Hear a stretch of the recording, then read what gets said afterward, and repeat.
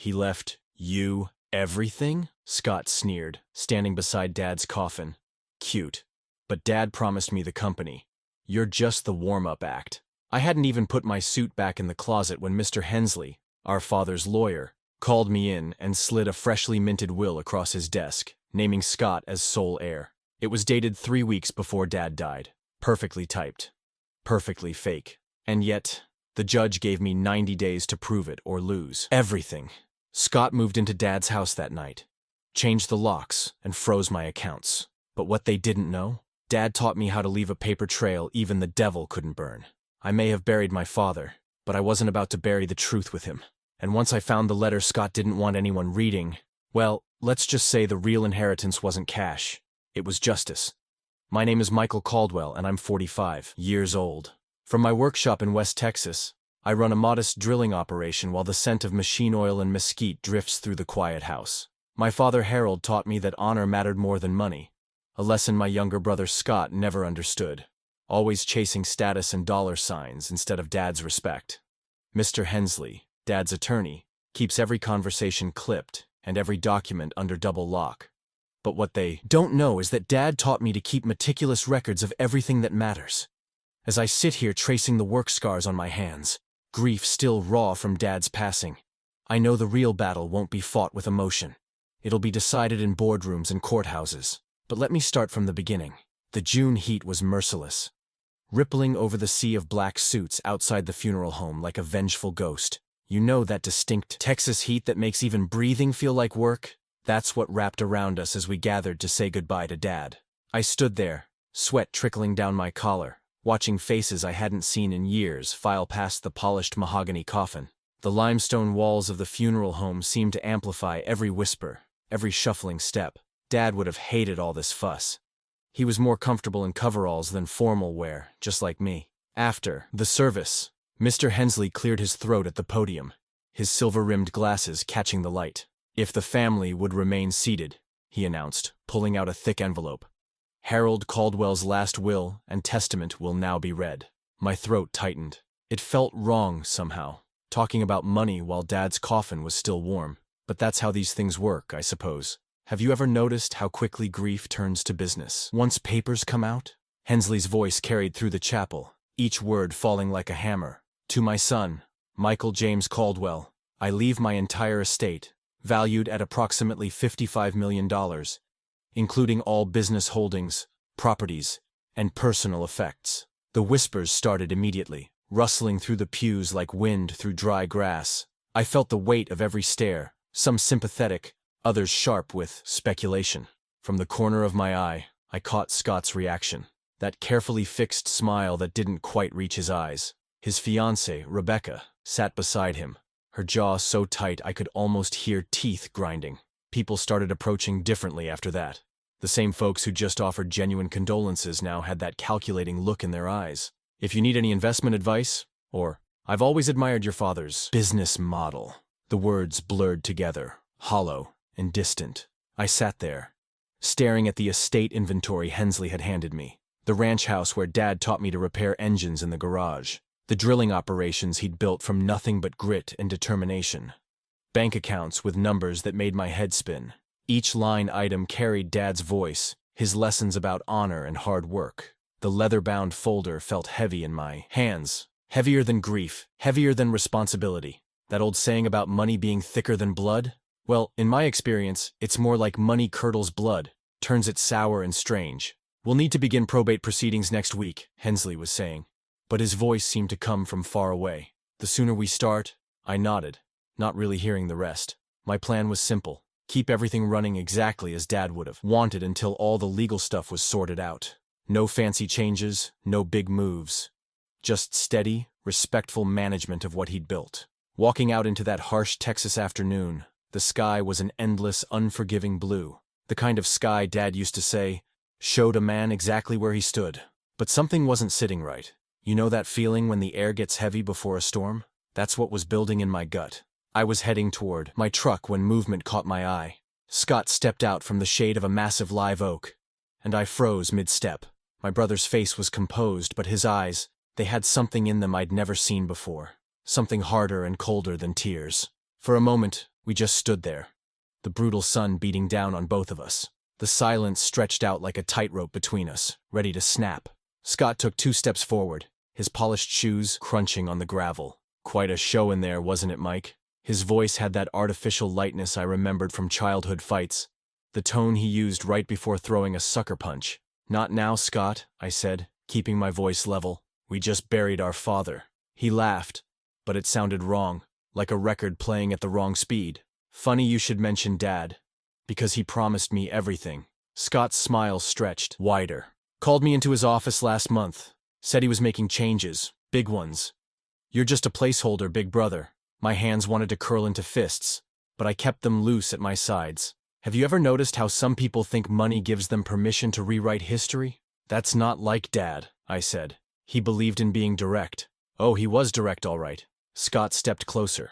Close enough that I could smell expensive cologne mixing with the funeral home's lingering formaldehyde. He was very clear about who deserved to run things. And it wasn't the guy who played it safe with his tiny operation while Dad built an empire. The Texas sun beat down on us like a hammer on anvil, and sweat trickled down my back. A few stragglers from the funeral were watching us now, pretending not to. I'm contesting the will, Scott announced, loud enough for our audience to hear. Already talked to Hensley about it. He's flexible when it comes to interpreting Dad's wishes. He emphasized that word, flexible, like he was sharing a secret joke. I thought about Dad's workshop, how he taught me to handle tools with steady hands no matter how much pressure you were under. Look, I said, if you want to review the paperwork together, we can do that. But not here. Dad hated public scenes, you know that. Always the diplomat, Scott sneered. Well, enjoy playing CEO while you can. He turned and walked away, leaving me standing there in the heat with that knot in my gut growing tighter. That evening, my phone rang just as I was hanging up my funeral suit. Mr. Hensley's voice came through smooth as lacquer, talking about urgent developments and necessary consultations. We set a meeting for first thing next morning. The law office looked exactly like you'd expect, all mahogany and leather, with framed diplomas gleaming on the walls like badges of authority. Hensley sat behind his massive desk, carefully adjusting his silver-rimmed glasses.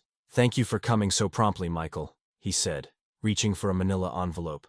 "A situation has developed that requires immediate attention." The pages he pulled out were still warm from the copier tray. I felt it when he handed them across the desk. A new will, dated just 3 weeks before Dad died, naming Scott as primary beneficiary of the entire estate. Ever seen a magic trick where you know it's fake but can't spot the deception? That's how those papers felt in my hands. The signatures were too clean, too perfect. Like they'd been practiced. Where did this come from? I kept my voice steady, the way Dad taught me to handle negotiations. Why wasn't it mentioned yesterday? Hensley's smile never wavered.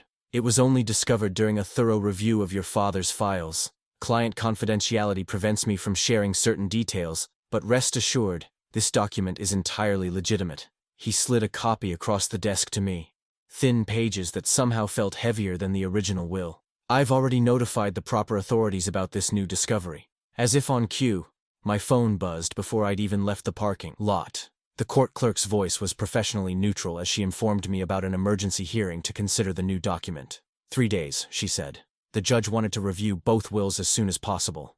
I sat there in my truck, gripping the steering wheel until my knuckles went white. Behind me, the courthouse bells started ringing the hour, each chime counting down seconds I couldn't afford to waste. I've never liked courtrooms. Too much polish trying to hide too many lies. But there I was, watching Mr. Hensley work the room like a conductor with his practiced movements and carefully chosen words. "Your Honor," he began, adjusting his wire-rimmed glasses. "This recently discovered document presents compelling evidence of Harold Caldwell's true final wishes." The fluorescent lights hummed overhead, making everything feel slightly unreal. You know that feeling when you're watching someone tell a story about your life, but they're getting all the important parts wrong? That's what it was like, sitting there while Hensley spun his tale about Dad's evolving intentions and natural desire to secure a more dynamic future for the company. Judge Martinez listened with that poker face all good judges have, her eyes moving between the 2 wills laid out before her. The original one, the real one, looked worn at the edges from being handled. The new one still had that fresh paper smell. "Given the complexity of this situation," she said, folding her hands on the bench, "and the substantial assets involved, we need to proceed with appropriate diligence." She paused, glancing between me and Scott. I'm setting a 90-day deadline for all parties to present evidence regarding the authenticity of both documents. 90 days. The number hit me like a punch to the gut.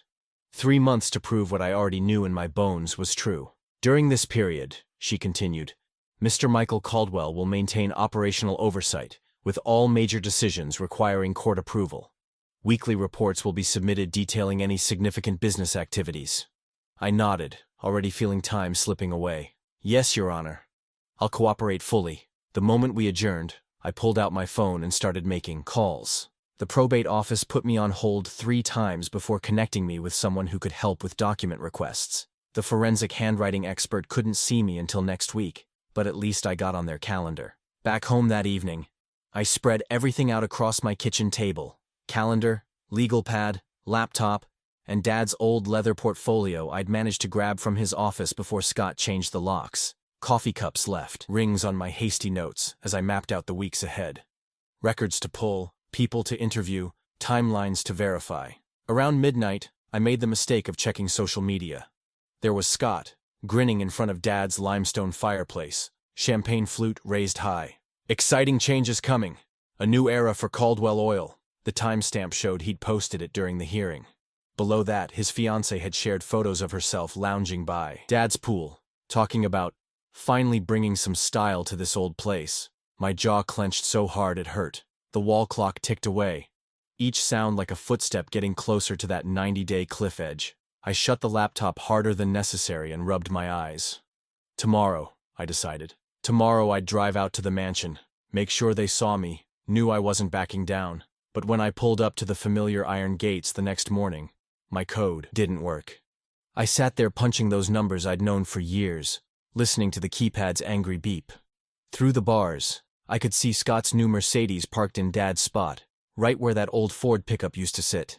I remembered Dad teaching me about pressure gauges when I was just a kid, how they'd tell you when something was about to blow. Right then, watching those gates stay shut, I felt like I was reading the highest pressure I'd ever seen. I pulled up to Dad's gates at first light the next morning, determined to document whatever game Scott was playing. The sunrise painted everything in that soft Texas gold that used to make the ranch house windows look like they were on fire. Today, though, those windows just looked cold and strange, like they belonged to somebody else's memories. 2 moving vans were already parked in the circular drive, their diesel engines idling in the dawn quiet. Scott's fiancée, Melissa, was strutting around in designer boots that had clearly never seen real ranch dirt, holding up her phone to capture every moment like she was some kind of social media queen. Quite the production you've got going here, I called out, keeping my voice steady as I stepped out of my truck. The moving guys were hauling Dad's stuff out like it was just any other job, not knowing they were carrying out pieces of my childhood with every box. Scott emerged from the front door, wearing one of those tight-fitted suits that probably cost more than most folks' monthly salary. Mike! What a surprise! His smile had all the warmth of a rattlesnake. Just making some necessary updates. This place could use a fresh perspective, don't you think? I watched as 2 workers carried out the big family photo from Dad's office, the one of us all at the first well we'd drilled together. You know the probate isn't settled, Scott. This isn't your property to update. See? That's where you're wrong, big brother. He gestured toward the house like a game show host. People believe what they see. By the time this plays out in court, everyone will know who's really in charge here. Perception is reality. Through the doorway, I could see more workers hanging some kind of modern art piece where our family photos used to be. The kind of thing that probably cost a fortune but looked like someone had sneezed paint onto canvas. You really want to play it this way? I kept my voice low, remembering Dad's lessons about keeping your cool when the pressure's high. Scott just shrugged. I'm just getting my house in order. But hey, feel free to document everything. I'm sure Mr. Hensley would love more paperwork to file. That's exactly what I did. Took photos, noted times, recorded every item I could see them moving. Back in my truck, I drafted a careful email to Hensley, copying the court clerk, outlining my concerns about unauthorized removal of estate property. Professional. By the book. The way Dad would have handled it. At home, I spent 2 hours organizing everything into a proper inventory for the court. Listed every photo, every piece of furniture I'd seen them taking out. Even noted the artwork they were bringing in, complete with estimated values based on what I could find online. The whole time, Dad's voice was in my head. Document everything, son. Paper trails don't lie. The The first hit came around 3 that afternoon. An email from Southwest First National. Account access temporarily restricted due to contested status. My stomach dropped, but I kept it together, picked up the phone, and dialed the bank. "I'm sorry, Mr. Caldwell," the manager said, sounding genuinely apologetic. "We've received documentation regarding disputed inheritance claims.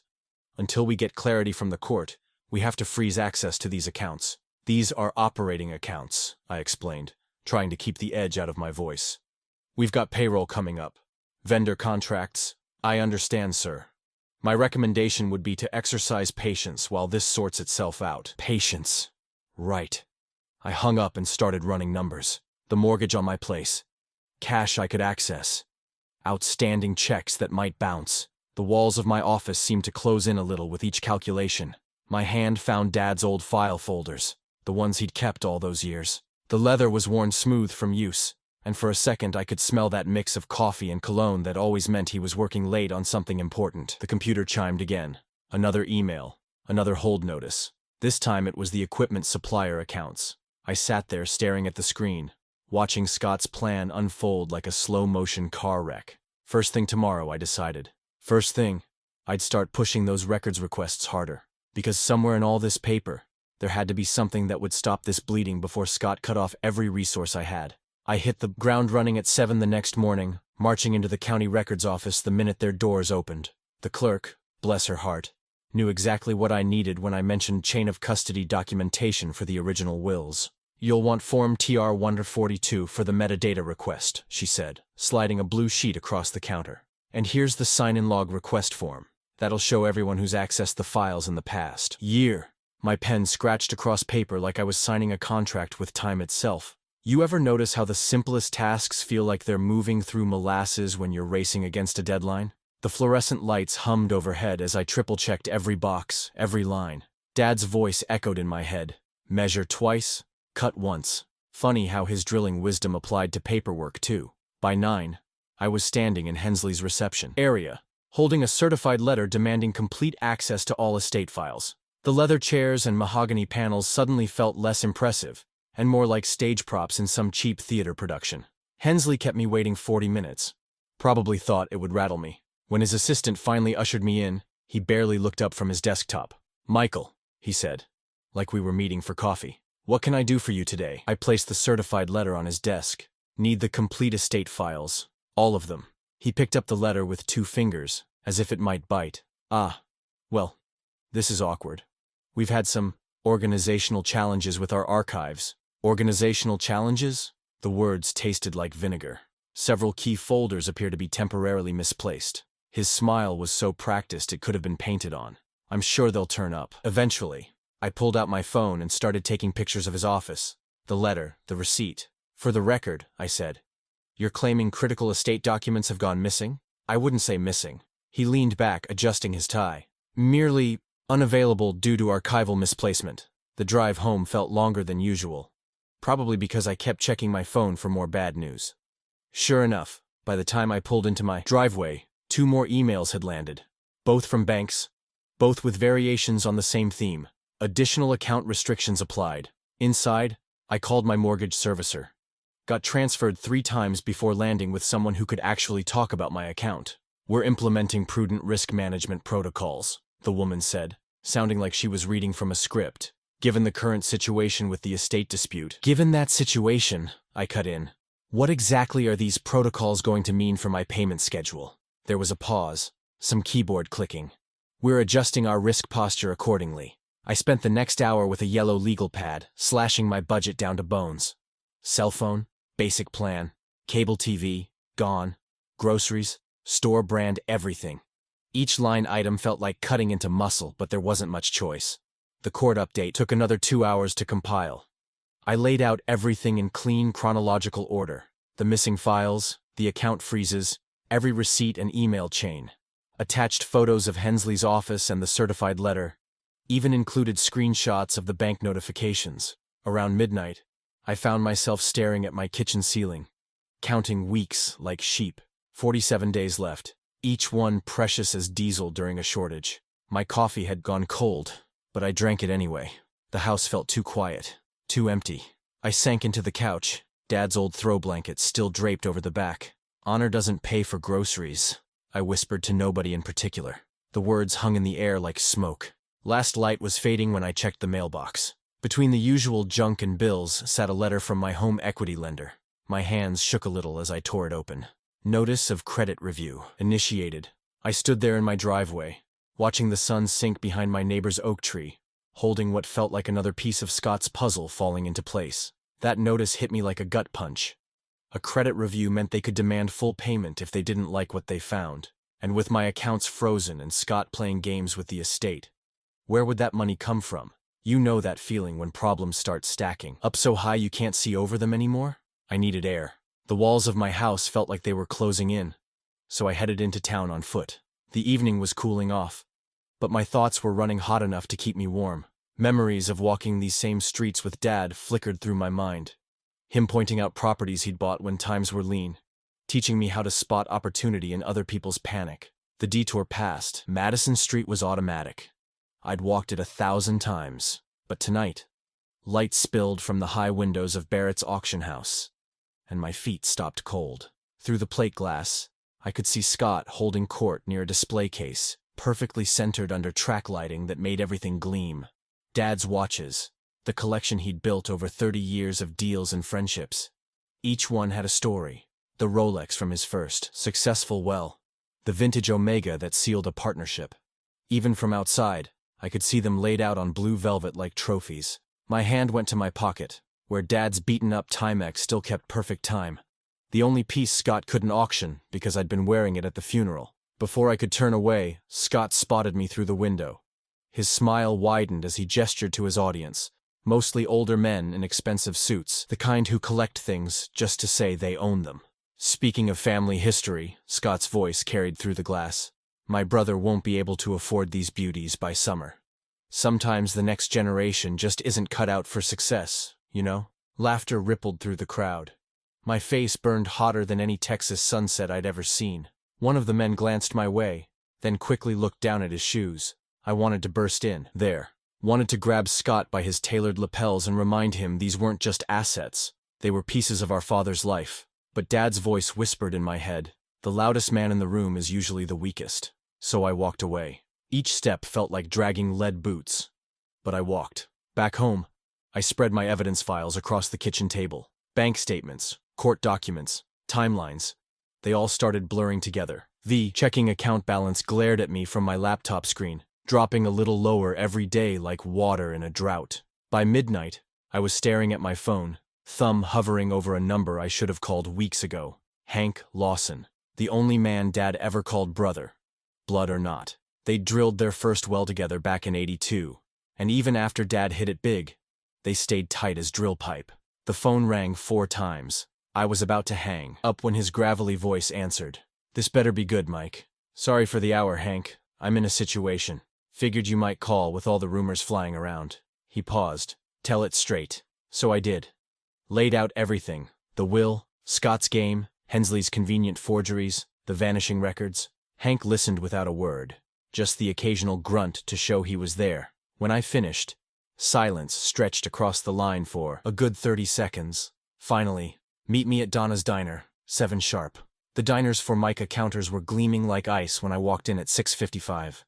Hank was already there, coffee in front of him, looking like he'd been carved from old oak. His weathered hands wrapped around the mug as I slid onto the next stool. "Your daddy," he said without preamble, "was the most careful man I ever knew." I nodded, ordering coffee when Donna raised an eyebrow my way. "Thing about Harold," Hank continued, "he didn't trust paper trails unless he made them himself. Used to write these letters. For the record, he called them. Kept copies locked away where only he could find them." My coffee arrived, but I barely noticed. "Letters? Insurance," he said. "Against exactly this kind of thing." Hank's eyes met mine. "Your brother wasn't the first person to try playing games with Harold's money. Just the first bloodkin to try it." I felt something shift in my chest. The first real hope in weeks. The path forward suddenly looked a lot like tracking backward through Dad's habits. The operations office hadn't changed since I was a kid. Same worn linoleum, same metal desks, same filing cabinets lined up like soldiers against the back wall. Morning sunlight cut through dusty air. making golden shafts that reminded me of the way Dad used to smoke. His pipe in here, turning paperwork into philosophy. 90 days? Hank asked, running a hand along the cabinet handles. Court's not giving you much rope. Less now. I'm down to 72. My voice echoed in the quiet room. And Hensley's missing half the folders we need. Hank grunted, then headed straight for a particular cabinet. Third from the left, marked with a small red dot I'd never noticed before. He pulled out a thick, black binder, its spine cracked with age. Your daddy kept an index of everything. And I mean everything.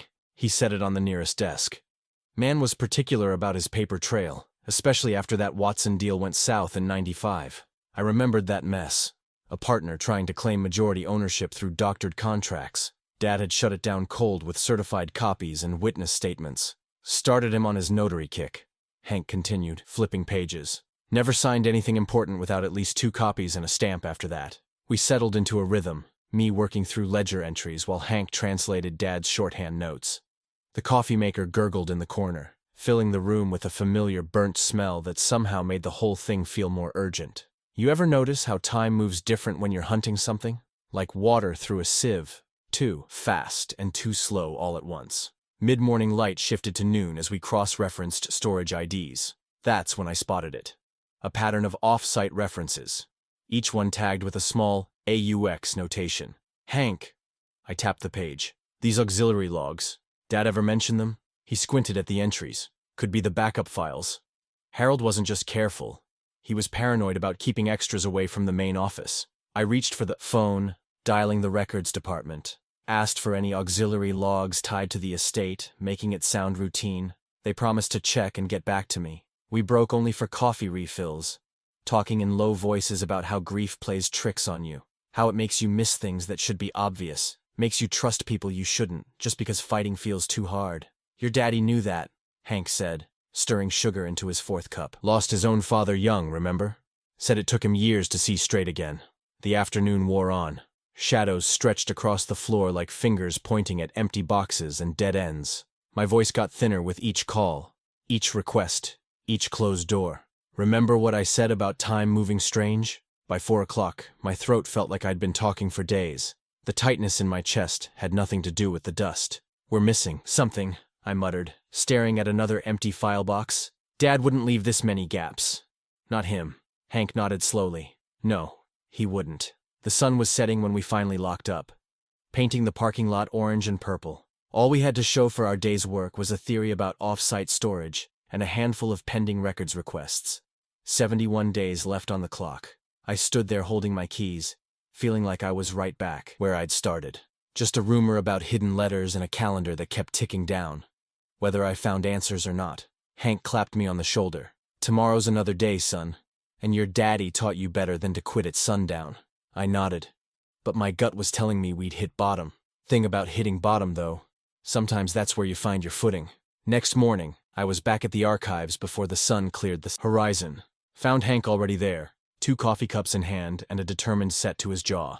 Thought we'd try a different angle today, he said, passing me the darker brew. Your daddy didn't just keep records. He kept records of his records. Have you ever noticed how hope feels different in the early hours? Like everything's possible before the day gets its teeth in you. We spread out, pulling storage manifests and banking correspondence this time. My eyes were starting to blur from all the numbers when Hank called me over. Look at this. He pointed to a ledger column I'd skimmed past yesterday. See that code there? B47X? I nodded, sipping coffee gone cold. Shows up every quarter, regular as rent. Because that's exactly what it is. Hank tapped the page. Your daddy used codes like this for safe deposit boxes.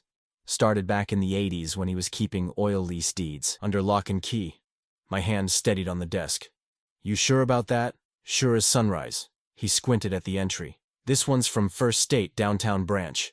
Place where he kept those Watson contracts I mentioned. The memory of Dad's voice drifted back, sharp and clear. Always keep your proof somewhere fireproof, son. And always keep a spare key. I reached for the phone, punched in the bank's number. Got transferred twice before, landing on someone who could help. Yes, sir, the clerk confirmed. Box B47X is still active under the estate account.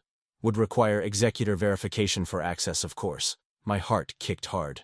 And no one's accessed it since Harold Caldwell's passing? No, sir. System shows it sealed and untouched. I thanked her and hung up, turning to Hank. We found something, but you need that snake Hensley to get to it. Hank finished, shaking his head.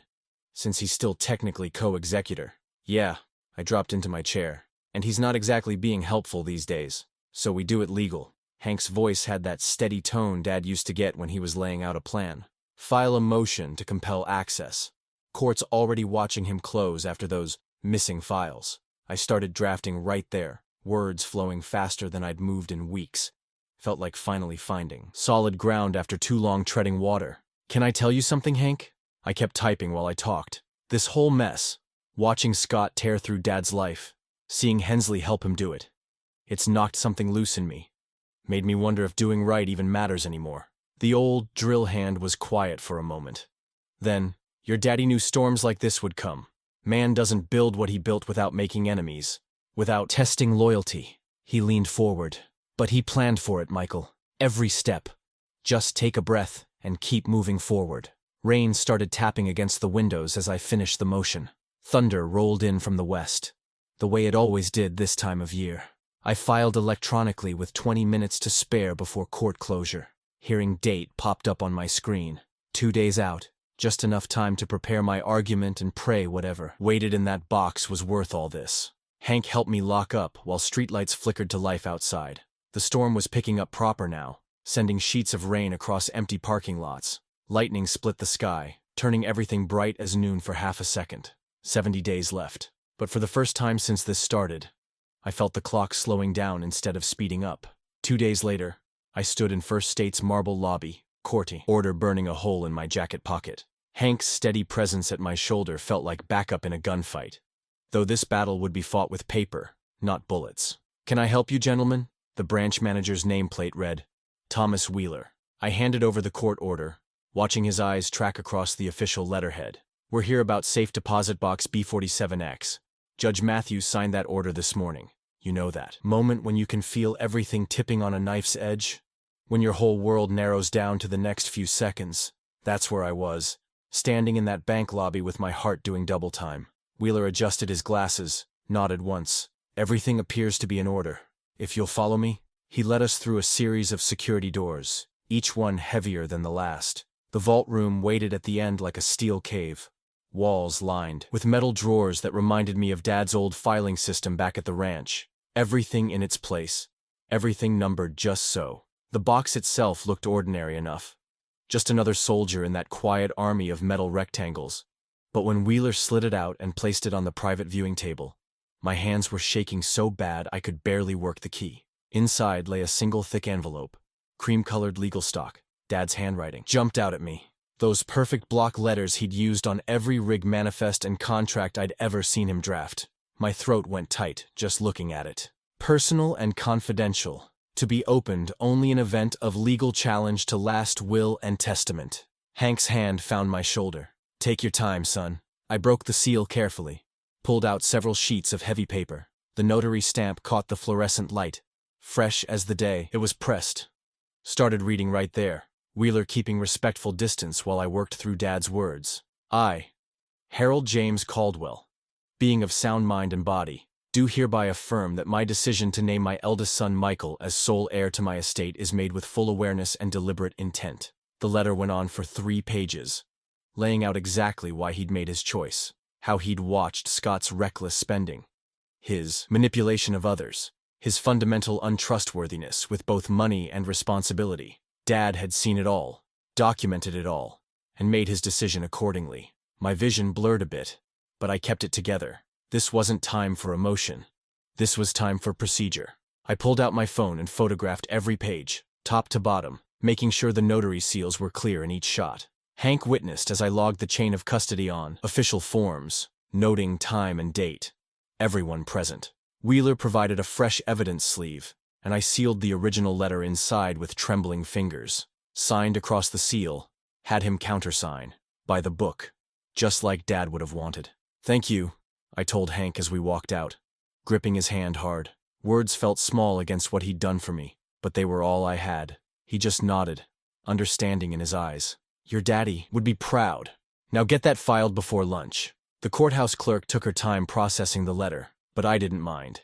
Every stamp, Every initial, every receipt built another brick in the wall of proof I needed. When she finally handed me that time-stamped receipt, I held it like it was made of gold. Late afternoon sun was painting my kitchen walls when the email came through. Evidentiary hearing scheduled for 9 a.m. sharp tomorrow, Judge Matthews' courtroom. I laid the sealed letter on my kitchen table, right next to Dad's old coffee mug, the one with the drill bit company logo worn half away. Watched that minute hand drag itself around the clock face, each tick bringing me closer to whatever tomorrow would bring. 68 days left on the deadline. But for the first time since this started, I had more than just hope in my corner. I had proof. Ever notice how courthouse stairs look steeper at dawn? I climbed them that morning with Hank beside me, both of us carrying binders thick enough to stop bullets. My footsteps echoed off marble, each one marking time until the moment truth would have its say. The security guard, Jim, who'd known Dad for years, gave me a quiet nod as we passed through the metal detector. "Courtroom 3's already open," he said, checking his watch. Folks started showing up early. Sure enough, I could hear murmuring from down the hall. Seemed like half the county wanted to see how this played out. Can't blame them. Nothing draws a crowd like money and betrayal served up together. We found seats at the plaintiff's table, and I started arranging our evidence binders just so, the way Dad taught me to organize toolboxes. Everything in its place, ready when needed. The letter sat in its evidence sleeve right on top, those block letters still steady as the day he wrote them. Mr. Hensley swept in at 8:45, Scott trailing behind him like a shadow. Neither looked our way. They had their own stack of papers, but I noticed Scott's hands were empty. Funny how that works. When you're playing with marked cards, you don't need much backup. Judge Matthews entered right on time, her robes catching the morning light from those tall windows. She had that look seasoned judges get, like she could see straight through walls if she needed to. "Your Honor," Mr. Hensley was on his feet before she'd fully settled. "We object to the introduction of this alleged letter. Chain of custody is unclear and—" The judge held up one hand. "Mr. Hensley, I've reviewed the discovery documents. The letter was properly secured in a bank vault under estate control, with full notarization and witness signatures. Objection. Overruled." Her tone could have frozen coffee. I took the stand first, laying out every step, from Hank's tip about Dad's habit of backing up important decisions, through the archive search, right to that moment in the bank vault. Kept my voice steady, just like explaining a drill plan to new roughnecks. "And you can confirm this is your father's handwriting?" the judge asked. "Yes, ma'am. Those block letters, he used them on every official document for 40 years. Said cursive was for people who didn't mind being misunderstood." That got a small smile from her. She'd probably seen plenty of Harold's paperwork over the years. Hank testified next, his weathered face serious as Sunday.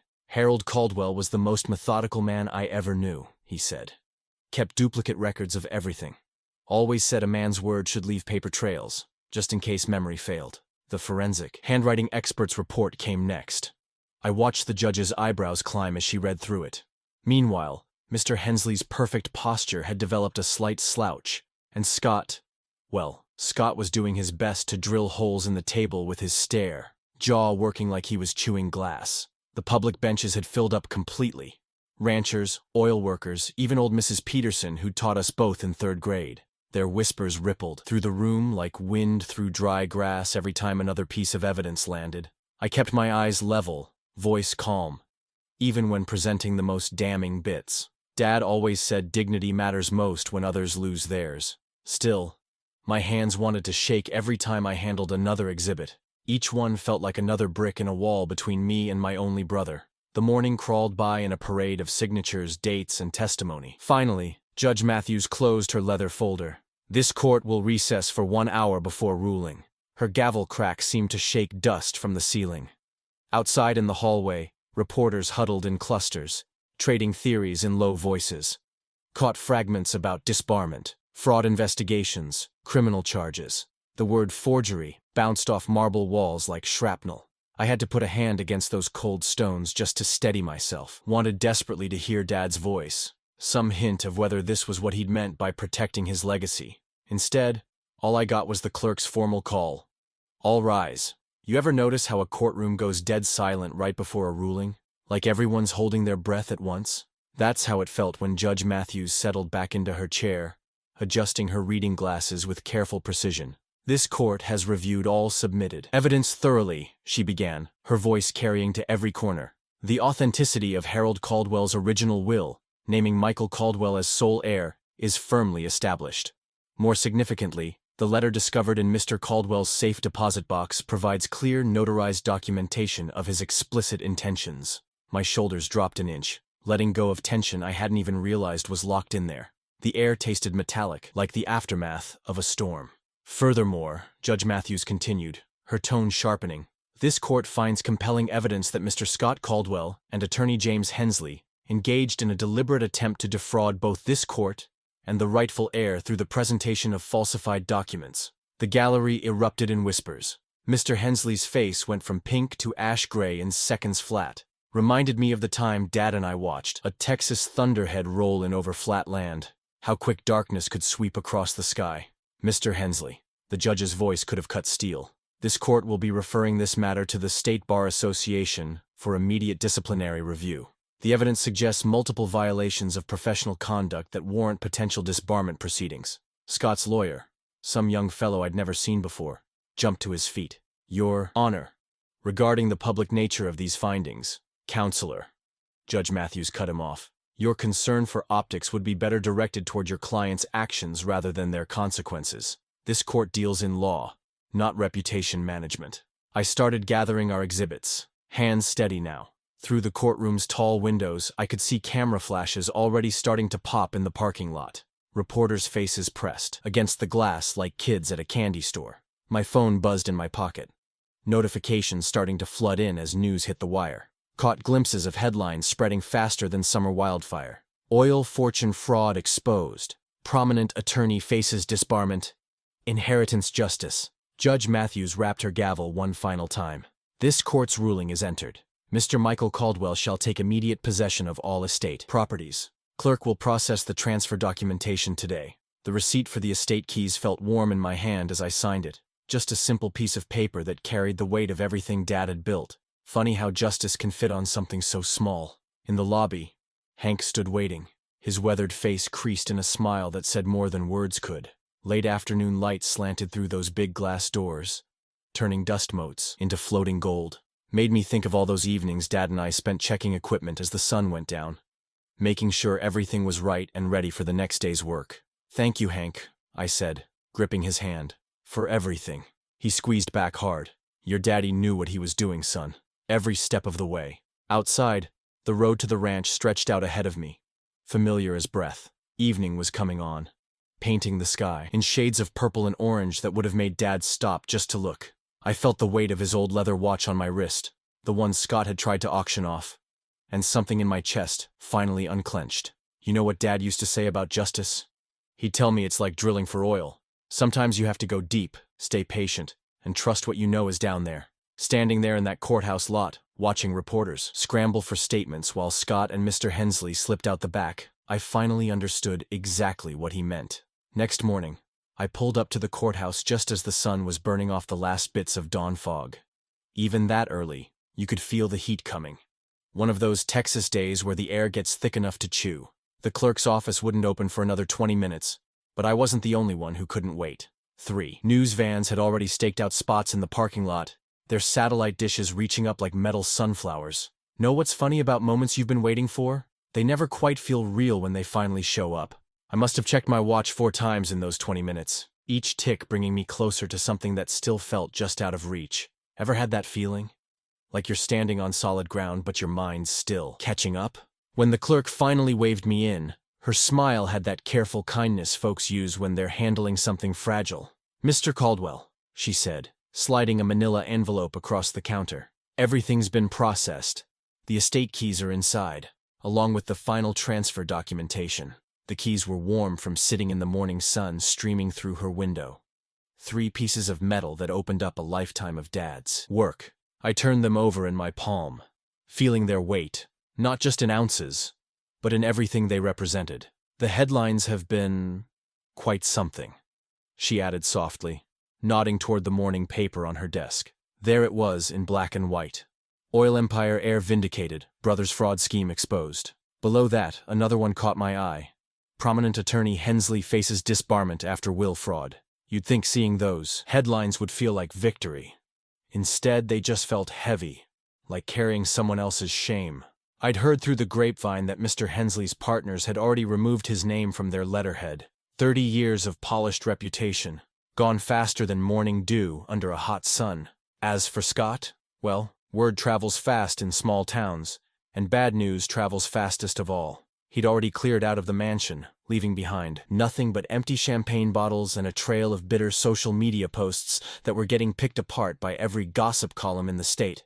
The drive out to the ranch felt like crossing some invisible line between what was and what would be. You could still see last night's rain sitting in the ditches, making mirrors of the sky. Dad used to say rain in Texas was like truth. It might take its time coming, but it always shows up eventually. Walking up to that front door, my hand didn't shake when I put the key in. Didn't hesitate either. The lock turned smooth as silk, like it had been waiting for the right key all along.